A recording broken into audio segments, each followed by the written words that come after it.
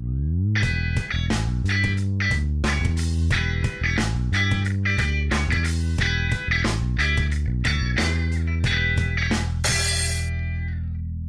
nós temos aqui a definição que adotamos no Manual de Fitopatologia, que é adotado por vários autores, que doença é o mau funcionamento de células e tecidos de uma hospedeira.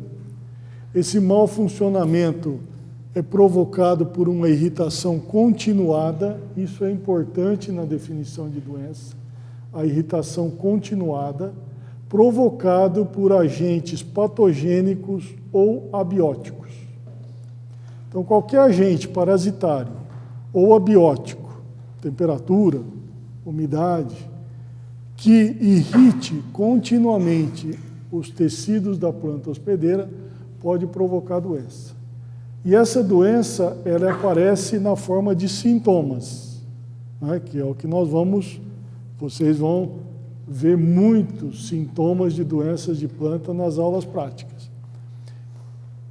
Essa doença, ela pode provocar um dano parcial na planta, danificar uma folha, algumas folhas, danificar alguns frutos, como pode também matar a planta como um todo.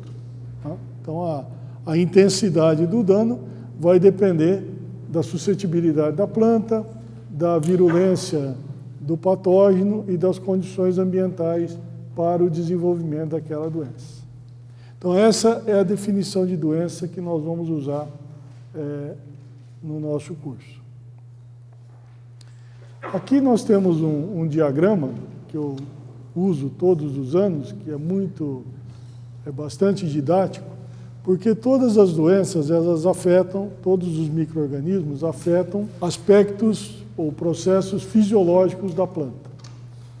Então, aqui nós temos do lado esquerdo uma planta normal, com todas as suas atividades metabólicas funcionando perfeitamente bem. Absorção de água no sistema radicular, fotossíntese no tecido foliar, translocação de água no xilema, translocação de elaborados no floema, está florescendo bem, está frutificando, está produzindo semente. Uma planta 100% saudável. Né? Do lado direito, nós temos órgãos e tecidos da planta sendo afetados por diferentes micro-organismos e, consequentemente, interferindo em alguns ou mais de um desses processos fisiológicos. Nós podemos ter um fungo ou uma bactéria que coloniza o sistema radicular, promove podridão de raiz e, consequentemente, interfere no que mesmo que interfere? Quem sabe, se tiver um patógeno que ataca o sistema radicular, interfere no quê? Absorção de água. Absorção de água, tá certo? Uma das principais atividades do sistema radicular é a absorção de água. Se nós tivermos um patógeno que ataca a folha, vai interferir no quê? Fotossíntese, tá certo? Consequentemente, a planta vai crescer menos, vai produzir menos, né, e assim por diante. Então, nós temos aqui patógenos que podem atacar os mais diferentes órgãos, afetando os diferentes processos fisiológicos em maior ou menor intensidade. Tá bem? Quais são esses agentes que causam irritação continuada e, consequentemente, doenças em planta? Os patógenos, que são os agentes bióticos, e aqui nós temos a lista deles, né? Fungos, bactérias, fitoplasmas e espiroplasma, vírus, viroides, nematóide, protozoário. O que é um viroide? Alguém se lembra? O que é um viroide? Hã? Tá, não é bem, ele respondeu que é um vírus sem capsídio. Não é um vírus, né? Mas você tem razão, não tem capsídio. É uma molécula de ácido nucleico, né, de RNA, que não possui capsídio como os vírus que têm a capa proteica protegendo. Né? Nematóides, protozoários, né? Tem algumas plantas parasitas que causam doenças em plantas porque provocam uma irritação continuada. Erva de passarinho, cuscuta são as mais comuns, né? E temos aqui os agentes abióticos, que não são parasitários, mas que, uma vez causando irritação continuada, baixa fertilidade, deficiência hídrica, toxemia, poluição, podem causar doença, novamente, desde que cause irritação continuada, uma vez que, se a irritação for momentânea, nós temos uma injúria, diferente da irritação continuada, onde nós temos uma doença. Então, se nós tivermos uma geada, que é o exemplo que está ali, uma chuva de pedra, uma faísca elétrica de raio durante um temporal, que cai numa área e queima todas as plantas, esses exemplos são de injúrias, porque são ações momentâneas, ocorre e desaparece, enquanto que a doença é um processo continuado. Tá certo? Bom, toda doença tem o sintoma e tem o sinal. O sintoma que nós usamos, tanto os sintomas quanto os sinais, nós usamos para fins de diagnose. Os sintomas nada mais são do que a exteriorização da doença. É como nós vemos o problema da planta doente, né? Então, aqui, por exemplo, nós temos, no caso da vassoura de bruxa, nós temos aqui um superbrotamento da almofada floral, uma podridão de ramos e uma podridão do fruto. Esse é o sintoma. No caso do cancro cítrico, nós temos aqui essas lesões necróticas, o centro é necrótico, rodeada por um halo amarelo. Esse também é o sintoma do cancro cítrico. Do lado direito, nós temos o mosaico da abobrinha.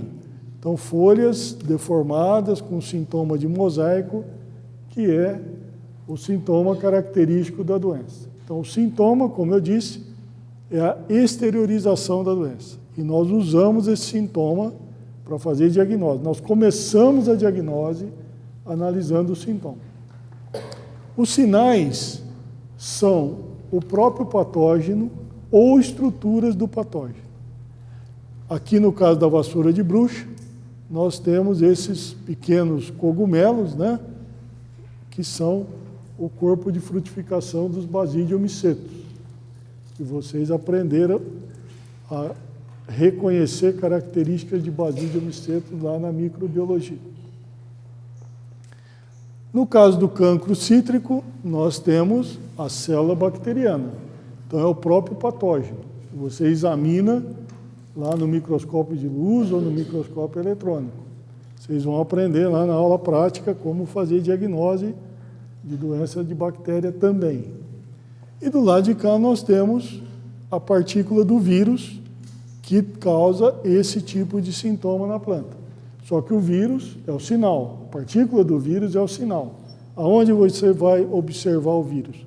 No microscópio eletrônico, uma vez que não dá para ser visualizado no microscópio de luz. Vocês já sabem muito bem disso aí, tá certo? Bom, então agora eu queria comentar com vocês alguns exemplos do porquê que as doenças de plantas são importantes. Então nós temos aqui uma relação de danos que uma doença pode causar na planta. Começando aqui pela produção. Então pode reduzir a produção quantitativa e qualitativamente, ou as duas, né? Então reduz o volume produzido e pode reduzir também a qualidade desse volume produzido. Então isso acho que é óbvio para todo mundo, né? O produtor também vai ter um dano. Já vai ter um dano aqui na quantidade e na qualidade que vai afetar a receita dele, né? Na hora de vender o produto, menos produção, menor qualidade, vai ter uma receita menor. Além disso, o produtor muitas vezes tem que lançar a mão de alternativas de manejo. Isso tem um custo e que vai afetar também a receita final. Então, além de perder na quantidade e na qualidade, terá um gasto no manejo, a receita vai reduzir mais ainda. Então, esses são alguns, os primeiros danos que uma doença de planta pode causar. Isso eu vou mostrar nos exemplos mais adiante. A comunidade, não só rural, mas a comunidade da região, local, também pode ser afetada.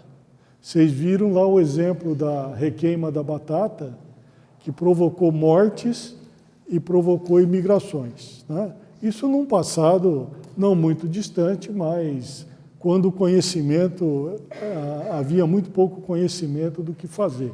Não se sabia o que era e muito menos o que fazer.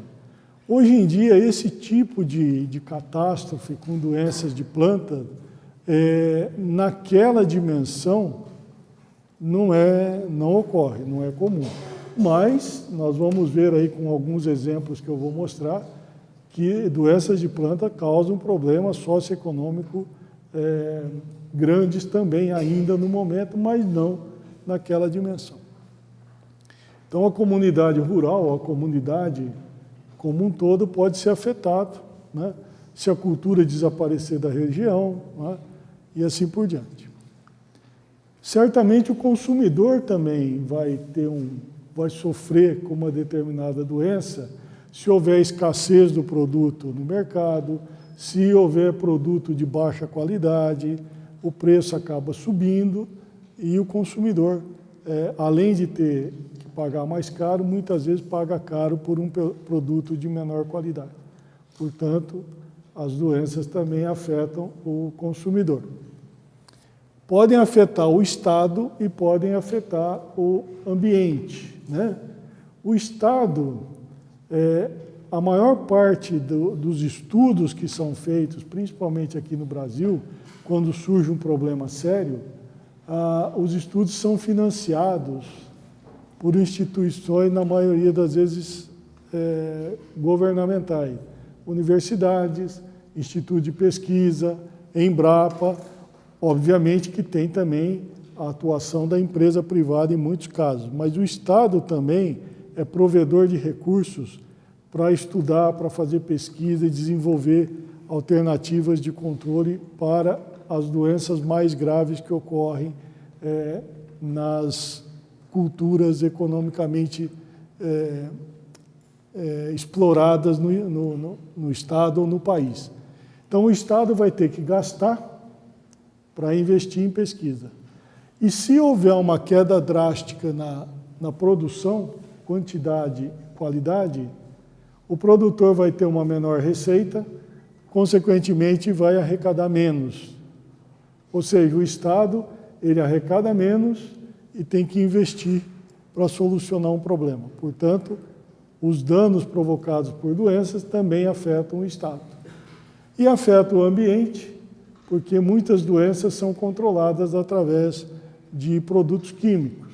E isso é uma realidade e felizmente, que existem produtos que funcionam muito bem para controlar doenças, apesar das discussões, né? Há controvérsias, muitas vezes há uso exagerado, sim, há uso exagerado, em doses erradas também ocorre, mas muitas doenças são controladas devido à existência de produtos que realmente funcionam e permitem o manejo. Mas quando usados erroneamente, obviamente provocam prejuízos ambientais. Então, todos esses são os danos que as diferentes doenças de plantas podem provocar. Os tipos de danos, né?